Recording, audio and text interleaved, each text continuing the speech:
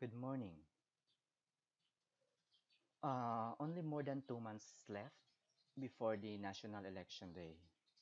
And on that day, malalaman na natin kung sino ang magiging susunod na Pangulo ng Republika ng Pilipinas. Subalit bago ang araw na yan, mainit pong pinag-uusapan ang qualifications for Philippine President. Isa po sa mga kumakandidato bilang Pangulo ng Pilipinas is si Senator Grace po. I'm not against her. Wala naman po siyang ginagawang masama.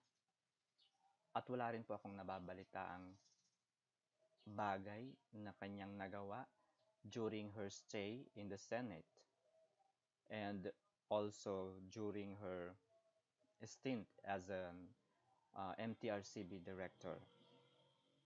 So in short, when it comes to track record of her past roles in the Philippine government, I think she's good. But meron po tayong mga batas na lahat dapat ay sumusunod. Ayon sa ating Constitution, there are 5 qualifications for Philippine President. First, natural-born citizen of the Philippines. Second, registered voter. Third, able to read and write. Fourth, at least 40 years of age on the day of election. Fifth, resident of the Philippines for at least 10 years immediately preceding the election. If I'm going to interpret the law on a literal way, natural-born citizen of the Philippines, for me, ibig sabihin, walang question sa iyong pagiging Pilipino. Walang doubt that you are a natural-born citizen of the Philippines. Walang ginawang paglilitis, walang ginawang pag-uusap, walang umaapila sa iyong pagiging Pilipino. Because it's 100% sure that you are a natural-born citizen of the Philippines. That is, if we interpret this one literally. Then, you are not qualified because marami ang nagdududa sa iyong citizenship. Marami ang hindi sumasang-ayon na ikaw ay isang Pilipino. And therefore, hindi ka natural-born citizen kasi may mga duda, may mga pag-uusap tungkol sa iyong citizenship. Hindi rin marinaw yung registered voter. So, pwede na nating palampasan yung registered voter kasi hindi naman sinasabi na dapat registered voter ka kapag naging botante ka mula nang tumuntong ka sa tamang gulang like 18 years old or 12 years old or any age. Able to read and write. At least 40 years of age on the day of election. And you must be a resident of the Philippines for at least 10 years immediately preceding the election. So, ang question lang dito is yung qualifications number 1 and number 5. But let me tackle about the natural-born citizen of the Philippines based from my research. According to the 1987 Constitution, that person was born on or after October 15, 1986, and at least one parent was a Philippine citizen on the birth date. Second, according to the 1973 Constitution, that person was born on or after January 17, 1973, and both parents were Philippine citizens on the birth date, or the person elected Philippine citizenship pursuant to the provisions of the 1935 Constitution, or the person was born on or after May 14, 1935, and the father was a Philippine citizen, or if the father was not, the mother was a Philippine citizen, and the person elected Philippine citizenship pursuant to the provisions of the 1935 Constitution, or that person was born on or after August 29, 1916 and prior to May 14, 1935, and at least one parent was an inhabitant and resident of the Philippine Islands and a Spanish subject on April 11, 1899, or that person was an inhabitant and resident of the Philippine Islands and Spanish subject on April 11, 1899, except in certain specific cases. This is from the Philippines Autonomy Act or the Jones Law. If we're going to analyze each criteria of a natural-born citizen of the Philippines, sinasabi at least one of your parents was a Philippine citizen. Okay, at least one. This is my views. Maging si Ginoong okay, sa aking pananaliksik, si Senator Grace po is adopted ni na Ginoong Fernando Po Jr. at ni Ginang Susan Roses. Maging si Ginoong FPJ ay kinwestiyon ng kanyang citizenship noong 2004 nang siya ay tumakbo bilang pagka-presidente. Take note, you are an adopted child of FPJ and Susan Roses. And even FPJ was questioned about his citizenship. Malinaw na nasasaad sa naunang slide kung paano masasabing ikaw ay natural-born citizen. Malinaw po ang batas hinggil sa citizenship. Dapat mayroong patunay na isa kang natural-born citizen. Kung alam mo ang roots ng iyong pinagmulan. Kilala ba ni na Ginoong FPJ ang iyong tunay na mga magulang? Legally adopted ka ba ni na Ginoong FPJ? Legally, for me, means both parties have an agreement na ikaw ay kanilang aampunin. Dahil kilala nila ang parents mo at nakipag-usap sila dito na handa ka nilang ampunin at palakihin. If they don't know your biological parents, then even sila Ginoong FPJ at Susan Roses, hindi nila kilala at hindi nila madedetermine kung ikaw ba ay natural-born citizen. Kung hindi mo matukoy ang roots mo, then you are not a Filipino or you are not a Philippine citizen according to our law. Sa apat na requirements ayon sa 1987, 1973, 1935 at Jones Law, malinaw pong sinasabi na kahit man lang isa sa iyong mga magulang ay Filipino, ikaw ay maituturing na natural-born citizen.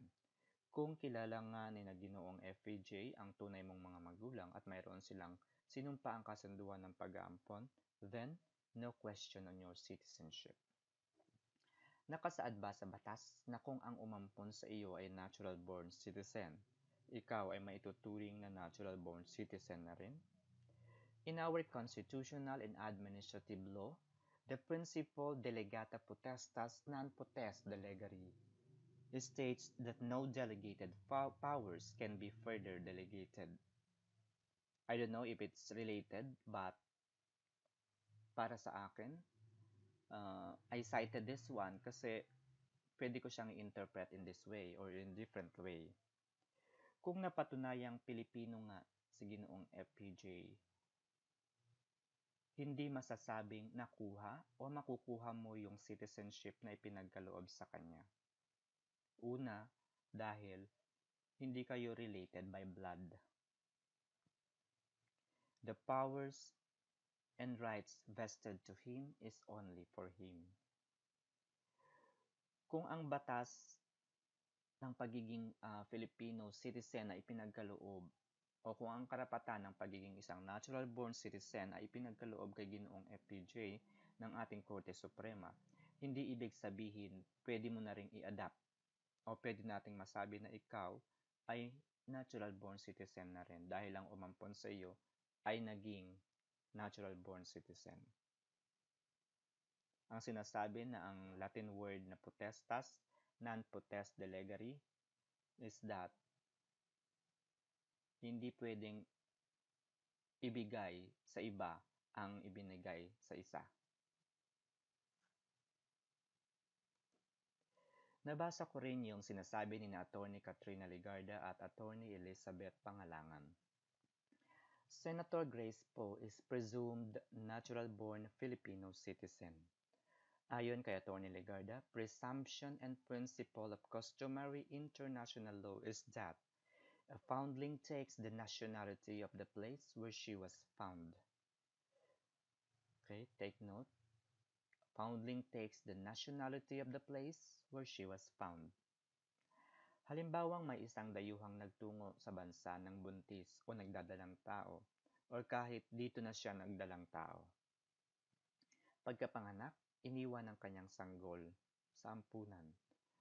Iniwan sa mga kakilala, kaibigan o kahit kanino. Iniwan kung saan-saan dito sa lugar sa Pilipinas. Dahil dito siya ay natagpuan sa ating bansa. Siya ba ay masasabing Pilipino? Paano kung kita sa kanyang mga kulay, sa mata, at alinmang pisikal na kaanyuan? Ang pagkakaiba ng isang Pilipino sa kanya, pwede ba nating sabihin siya ay Pilipino sapagkat siya ay natagpuan sa Pilipinas? We follow whose sanguinis is the Latin for right of blood.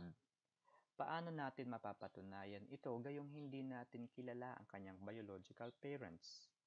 Paano natin makikilala na ang nagluwal sa kanya ay isang Pilipina o ang kanyang ama ay Pilipino? Whose sanguinis, or the right of blood, is a principle of nationality law by which citizenship is not determined by place of birth. So remember, whose sanguinis, citizenship is not determined by place of birth, but by having one or both parents who are citizens of the state. See? Kailangan pa ring malaman kung sino talaga ang iyong biological parents. And in that case, or in your case, we are blind of who your biological parents are. Okay, so mainit na pinag-uusapan dahil sinasabi nilang si Senator Grace Poe is presumed natural-born citizen. Bakit presume? So if we're going to interpret the law as it is, hindi po sinasabi na ang qualifications ng pagiging Pangulo ng Republika ng Pilipinas ay you must be presumed natural-born citizen. Malinaw po ang nakasulat, natural-born citizen. Hindi po sinasabing presumed natural-born citizen. Pangalawa, nag-apply ka ng dual citizenship. If we're going to interpret it,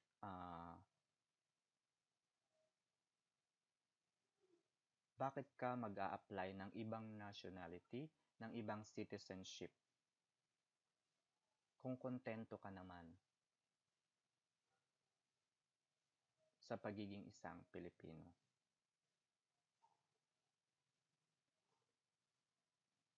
Dahil ba sa benefits mo na makukuha sa isang bansa? Just for example, US. Ano ba yung mga benepisyo na nakukuha ng isang US citizen kumpara doon sa mga nakatira lang sa US and yet nananatiling Filipino? Ano ba yung benepisyo ng pagiging isang US citizen? So marahil meron kang hinahanap na bagay na hindi mo nakukuha sa Pilipinas. Na kung ating iisipin, you seek dual citizenship. It's because parang ipinagpapalit o ipinagkakanulo mo yung pagiging isang Pilipino kapalit ng isang pagiging US citizen.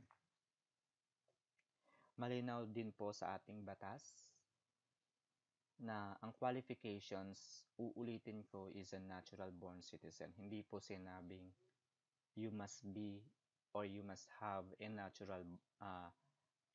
a dual citizenship. Wala pong ganun.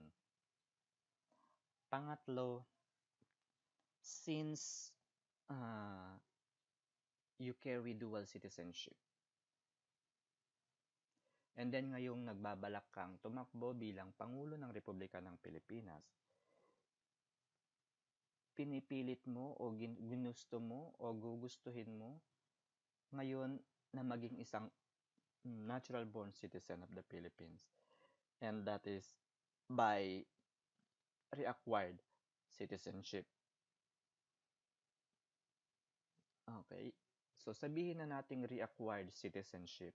So ikaw uli ngayon ay tinatawag na Filipino citizen. But still, you are not a natural born. You are just reacquiring Filipino citizenship. Okay, so tatlo yung naging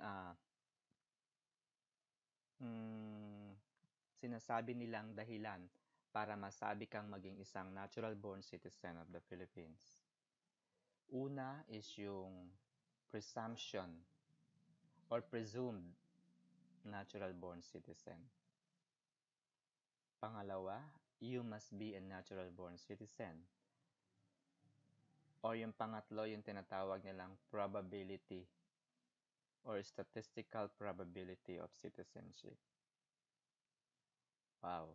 So I don't know that there is a science now in determining the citizenship. Good. Kumbaga, from the perspective of mga data scientists, this could be a good topic or good study. We can apply citizenship by way of analyzing numbers. So, pwede ba nating i-analyze yung citizenship sa pamamagitan ng blood type, ng urinalysis, etc. or kung anumang record pampisikal ng isang individual. Okay, so yun lang po and maraming salamat.